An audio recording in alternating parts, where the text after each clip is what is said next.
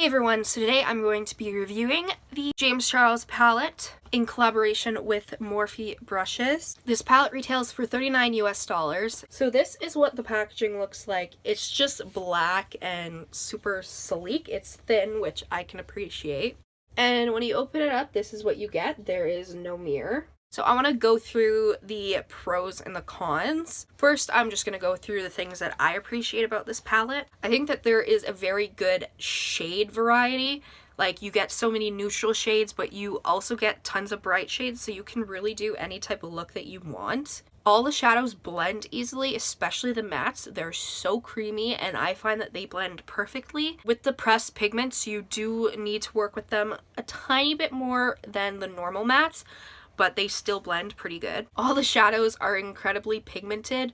Literally one swipe application and you're good to go. I personally find that there isn't much fallout, but there is quite a bit of kickback in the pans. So if that bothers you, then now you know.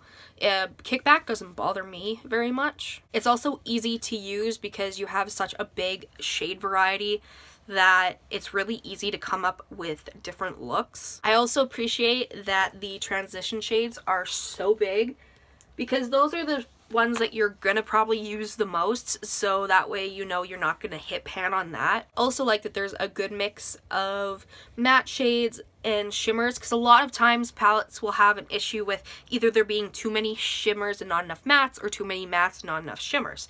So I really appreciate that there are lots of matte shades and there are quite a few shimmer shades as well. As for cons, there's only a couple that I personally think. I'm not happy that this doesn't have a mirror. Like, I wish they would at least incorporate a smaller mirror, simply because I use a mirror so that way I can see what I'm doing. Therefore, I have to use this palette and another palette for a mirror, which I think is just a waste of time and space. It's also very freaking big. It's not bulky, luckily, but it is very big, and I personally find the bigger the palette, the less I use it. All Morphe palettes I have that problem with. It's not just this one, but this is one of the bigger ones that I have, and I've only used this a handful of times, mainly because I don't have space where all my palettes are because it's just so big.